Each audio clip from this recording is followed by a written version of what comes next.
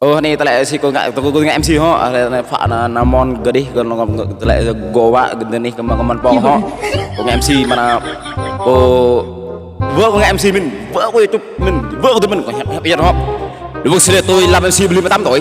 Lúc hôm nay ngày 11 tháng 5 năm 1996, tôi sẽ làm MC 18 tuổi. Tôi xin trân trọng kính mời ca khúc được mang tên Chu Rê và Cô Dâu bước lên sân khấu và đã tỏa an toàn giao thông rất chuyên nghiệp và các bạn vị ở trường ngày hôm nay. Tôi xin trân trọng kính mời cô dâu và chú rể bước lên sân khấu. Lúc yêu nhau thì nghe mong mới. Ngày 20 tháng 5 1985. Tôi xin trân trọng kính mời chú rể. 2002.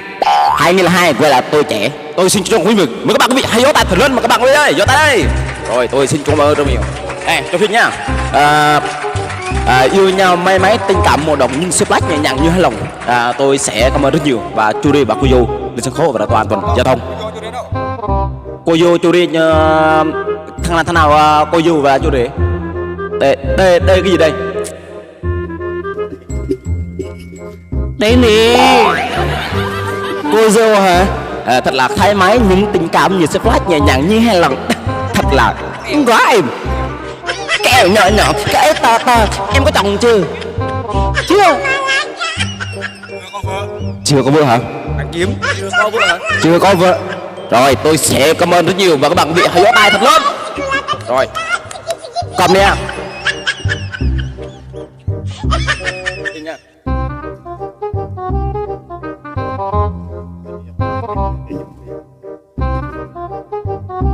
Như thế nào đây nhỉ? Không biết. Như thế nào đây nhỉ? Không biết. Chắc thế này.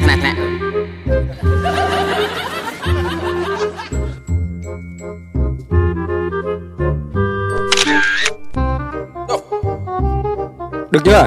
Được rồi. Là sau đây tôi sẽ làm ca khúc được mang tên ca sĩ Lưu Truy hát một bài khúc được bài gì nhỉ? Không biết. Không biết hả? Chứ làm MC mà không biết, tao làm tủ chục năm á, ai không bằng được tôi đâu. MC á, 18 tuổi, lúc con nhỏ và tới được 1996 là tôi làm MC á. Đám cưới như thế nào? Đám cưới em sẽ hát một bài này tình cảm nhẹ nhàng splash đấy, đó gọi là loại keo dán chuột không có độc hại, bà con cô bác gần xa, cô dâu và chú rể hạnh phúc may mắn tình cảm màu đồng. Rồi hát đi đây. Đó. Cô dâu ơi, chú rể ơi, đám cưới về chuyện phổ thông, cô dâu và chú rể bước lên sân khấu ra toàn hệ thống.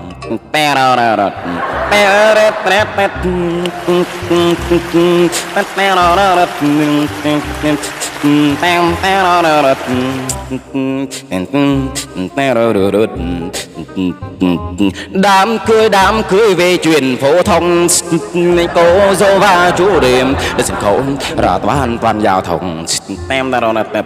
Cô dâu và chú rể, cô dâu và chú rể, cô đám thương đàm có về vì chuyện tôi có riêng làm tên tôi. Yeah.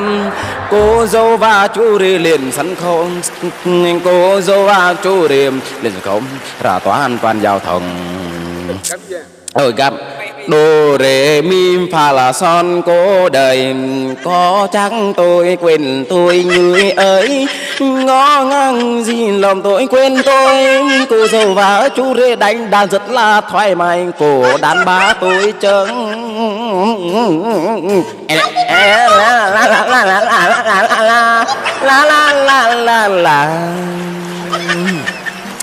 Alo, xin mời các bạn quý vị giơ tay thật lớn, ca khúc rất là hay tuyệt vời vào ngày hôm nay chủ nhật ngày 5 tháng 8 ngày 5 tháng 8 năm 2016 và cuối cùng và tôi sẽ làm MC đó. Và các bạn quý vị hãy giơ tay thật lớn nông nghiệp và các bạn cùng chịu ngày hôm nay.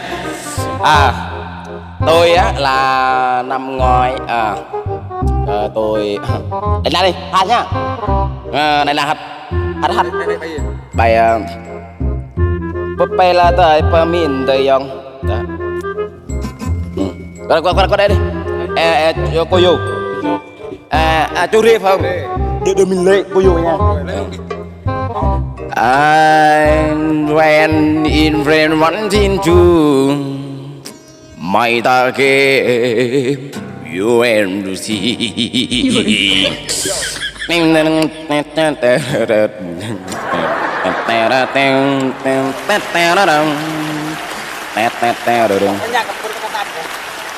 có thôi vẫn tiếp đi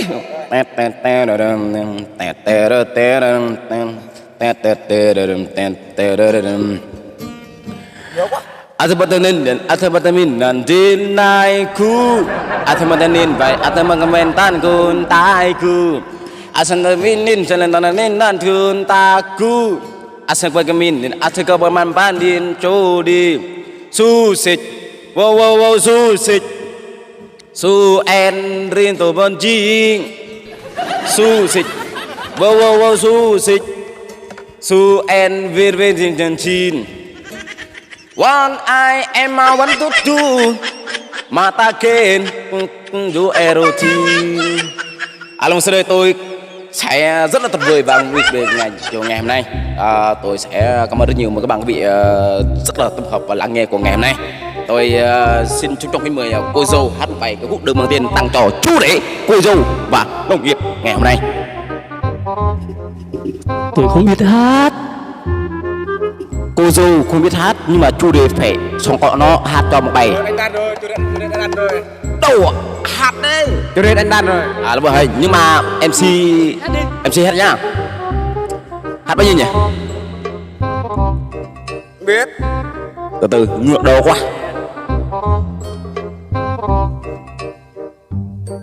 Mười tay quá. Thôi.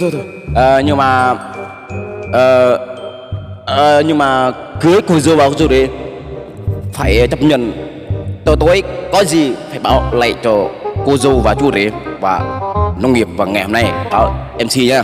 Nếu thích làm cái gì phải nói cho MC biết tôi hoặc là cái gì cái gì cái đó mình phải nói cho biết nhá. Ok, bắt tay vui vẻ. Xin chúc mừng năm mới. Rồi ok hết. Tôi sẽ có nhiều vị hay vô tay.